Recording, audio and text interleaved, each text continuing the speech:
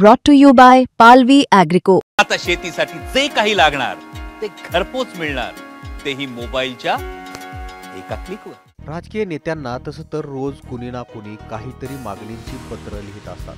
मात्र शरद पवारांना एका तरुणानं पत्र लिहिलं आणि त्याची चर्चा संपूर्ण राज्यभर झाली. त्या मुलीसोबत लग्न करायला तयार आहे व तिच्या घरी पण राहायला तयार आहे. बस एवढं मी लिहिलेलं आहे. अगर तुम्ही हा तरुण आहे अकोल्याचा आणि या तरुणानं शरद पवारांना लग्नासाठी मुलगी मिळत नसल्यानं लक्ष घाला अशी मागणी करत एक पत्र लिहिलंय. 34 वर्षांचा हा मंगेश इंगळे वयाच्या 34व्या वर्षी मुलगी लग्नासाठी मिळत नसल्यानं त्यानं खंत व्यक्त केली आणि आपण कोणत्याही अटीविना लग्न करण्यास तयार असल्याचं त्यानं पत्रामध्ये लिहिलंय. शरद पवारांनी आपलं लग्न जुळवून द्यावं अशी मागणी सुद्धा त्यानं केली आहे. याच तरुणाशी मुंबई तकनं संवाद साधला. मंगेश इंगळेला बोलतं केलंय आमचे प्रतिनिधी धनंजय साबळे यांनी. शरद पवार शनिवारी दौऱ्यावर अकोल्याच्या होते आणि त्यात एक त्यांना पत्र मिळालं मंगेश इंगळे नावाचं. त्या युवकानं आपल्या लग्नासाठी तुम्ही मध्यस्थी करा हा घाट घातला. नेमकं त्यांना का वाटलं की शरद पवारच हे करू शकतात, तेच मंगेश इंगळे मुंबई तकवर आपल्यासोबत बोलायला आहेत. मंगेश भाऊ, मला एक सांगत की पवार साहेबांना तुम्ही पत्र लिहिलेलं आहे, नेमकं काय लिहिलेलं आहे, काय भावना होत्या? सर, माझं वय 34 वर्षापेक्षा जास्त झालेलं आहे.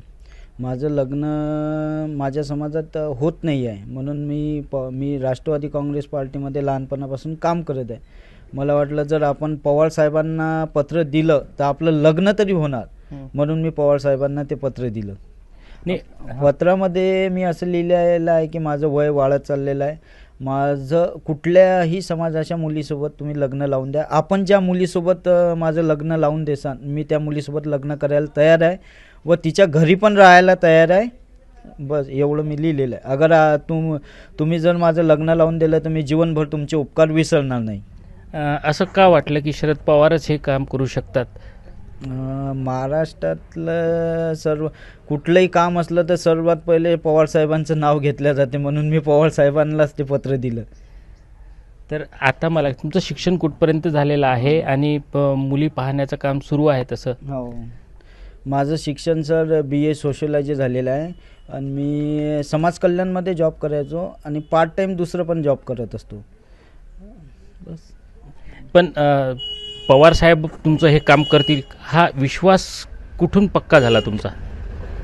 विश्वास सर, आता मला तरी वाटते पवार साहेबाजवळ कुठली केस गेली तर त्याचं काही ना काही सोल्युशन निघते, म्हणून मी पवार साहेबाजवळच हे केलं. पण या पत्राच्या व्यतिरिक्त तुम्ही आणखी कोणाला याविषयी सांगितलेलं आहे? मी 2-3 जणांना सांगितलेलं आहे. माझे रिलेशनवाले आहेत, त्यांना पत्र दिलेलं आहे. ते सर्वजण म्हणाले कळवतो. मग मला वाटलं, कारण की याला झाला 1 वर्ष. माझे जे रिलेशनवाले आहेत त्यांना मी 1-1.5 वर्षापासून म्हणत आहे माझं लग्न लावून द्या, तर माझं लग्न 1.5-2 वर्षापासून होत नाही आहे. म्हणून मला वाटलं जर पवार साहेबाला जर आपण ही गोष्ट सांगितली तर आपलं लग्न तरी होणार, म्हणून मी पवार साहेबांना ते माझ्या लग्नाबद्दल पत्र दिलेलं आहे. पवार साहेबाच्या व्यतिरिक्त आणखी कोण्या मंत्र्याला किंवा आणखी कोणी आमदाराला तुम्ही हे असं काही मेल केला? नाही सर, मी CMO ऑफिसला मेल केलेला आहे, अधिक आपल्या उपमुख्यमंत्र्यांना मेल केलेला आहे. त्यामध्ये उपमुख्यमंत्री साहेबाच्या मेलवर म्हणजे रिप्लाय आलेला आहे. कोणते उपमुख्यमंत्री? आपले अजितदादा पवारच्याच कार्यालयामधून रिप्लाय आलेला आहे, आम्ही कळवतो म्हणून.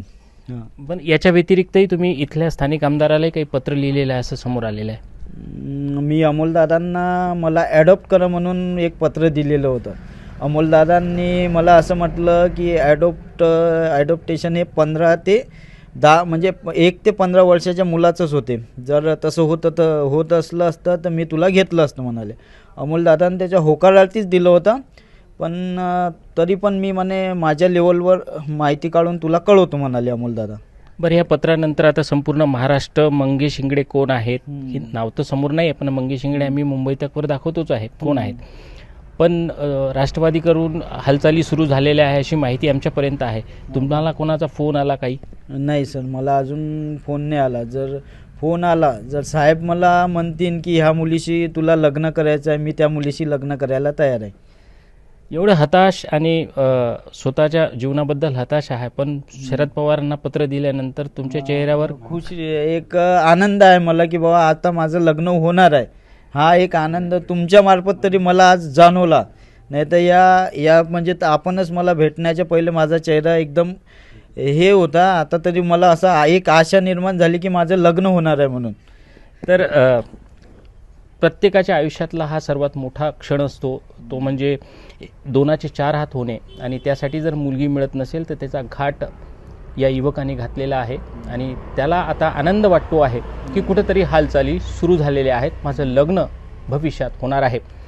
हीच उज्ज्वल भविष्यासाठी मुंबई तककडनं मंगेशला शुभेच्छा. धनंजय साबळे, मुंबई तक, अकोला.